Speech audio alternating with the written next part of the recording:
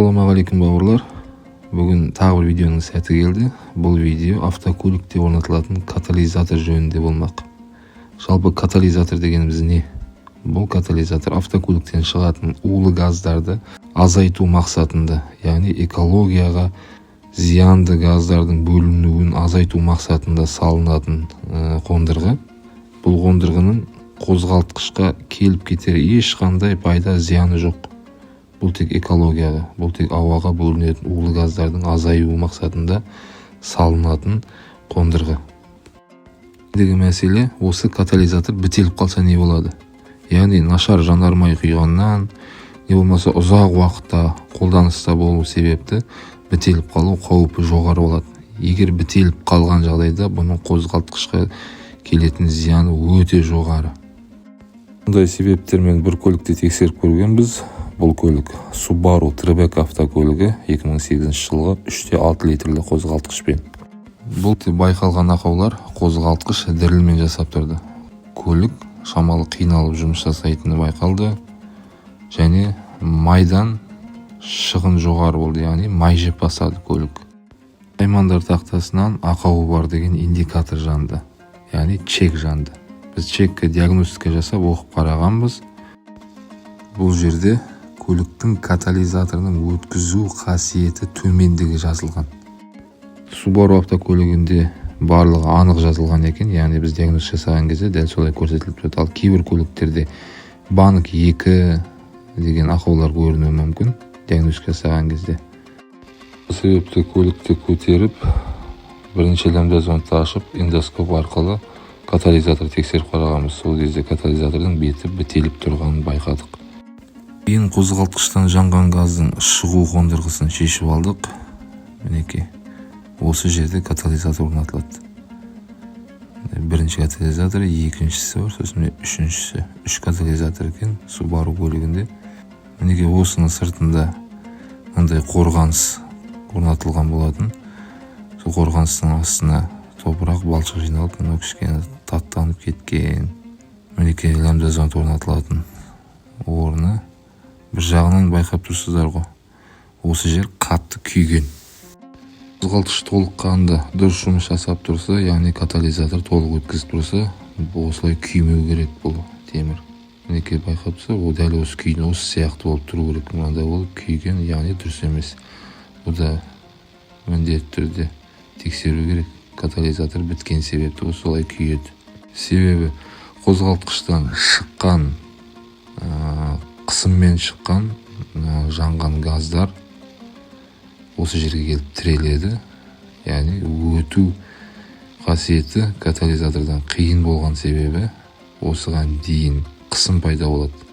Ол қысым белгілі бір себептермен кейін сорып кетуі мүмкін, яғни жану камерасына қарай сорып кетуі мүмкін. Сол кезде жану камерасында түскен мына катализатордың сынықтары жану камерасының ішін, яғни жыру мүмкін. Бұл жақсы дүние емес. Екіншіден, жану камерасында мысалы автокөлікте 600-700 градус болуы мүмкін, өзінің жұмыс температурасы болады. Сол температурамен, қысыммен шыққан жанған газдар осы жерге келіп тіреледі, осы маңда қысым пайда болады.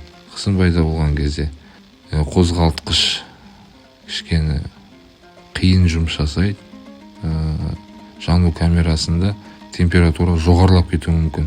Сол жоғарылаған кезде бұның үстінде клапанның өзінің сальниктері болады. Сол клапан сальник ол резинкіден болады материал. Сол қатты қызудың кесірінен қатып қалады. Сол себепті май жеп бастайды. Тағы сол секілді көптеген зияндары бар қозғалтқышқа. Міндетті түрде катализатор тексеру керек болады. Міндетті түрде. Бұл катализатордың бітелгендігі себептен қозғалтқышқа өте көп зиян болады. Әртүрлі ақаулар шығып бастайды. Оны көбі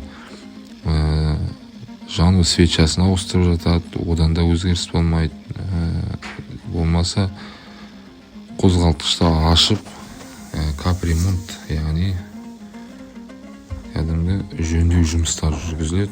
Бәрібір өзгеріс болмайды, себебі катализатор бітіп жатыр. Егер экологияны ойласаңыз міндетті түрде жаңа катализатор алып салып алған жөн болады. Болмаса жалын өшіргіш катализатордың орнына орнатуға болады. Оны әрине қолдан да жасауға болады. Жалпы біткен жағдайда катализаторды алып тастау керек міндетті түрде. Мінекей біздер кесіп қарадық үшін. Осылай міне катализатор орнатылады. Екеуін де кесіп қарадық. Сосын сындырып қарасақ, мінекей қараңдар, міне іші балқып кеткен. Яғни бітеліп жатыр. Бұндай көрініс қозғалтқыштың жұмысына өте зиян. Бауырлар, осыны ескеру керек. Міндетті түрде бұны алып тастап, қолдан жалын өшіргіш салуға болады. Болмаса жаңа катализатор алып салу керек болады. Бауырлар, көлік қозғалтқышының жұмысы ұзақ болсын десеңіздер, міндетті түрде катализаторды тексеріңіздер. Осылай бітеліп жатқан болса, міндетті түрде алып тастау керек бұны. Тағы ескеретін жайт бар. Бұл катализатор саудада өте қымбат тұрады. Сол себепті шыққан катализаторды да сатуға болады. Бұны қабылдайтын арнайы орындар бар. Килограммын 50 мың, 60 мың, кейбір жерлерде 70 мыңнан қабылдап жатады. Сондықтан бұны алып тастаған жағдайда барып шыққан катализаторды сатып жіберіп, оны да ақша қылуға болады, бауырлар. Осыны да ескеру керек. Келесі айтатын мәселе, міндетті түрде автокөлікте 2 лямбда зонд болады. Яғни катализаторға дейін және катализатордан кейін. Катализаторға дейінгі лямбда зонд бұл көліктің жұмысына, яғни шығып жатқан газды есептейді де, кіретін ауаны бәрінің сәйкестігін шығарып, соған орай, яғни жанармай бөлініп отырады, соған орай ауаның көлемі үлкейіп кішірейеді деген секілді. Яғни бұл жұмысына әсер етеді бірінші лямбда зонд. Бұның катализаторға ешқандай қатысы жоқ, ал екінші лямбда зонд тек катализатордың бітелгенін, бітелмегендігін айтады.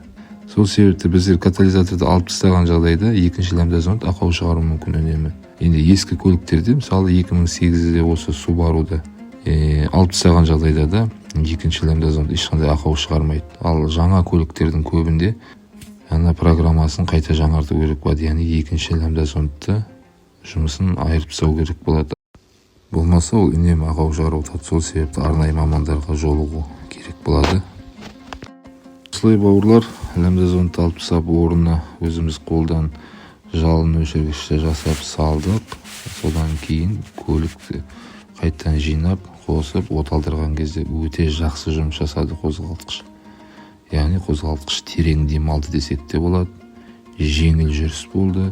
Қозғалып келе жатқан кезде де алысы өте жақсы болды. Сол себепті бәлкім көмегі тиер деген ойда осындай қысқа видеоролик түсірген болатынбыз. Келесі видеоларда жолыққанша аман сау болайық. Қолдап, арнаға лайк басып, тіркеліп отырыңыздар, таратып отырыңыздар.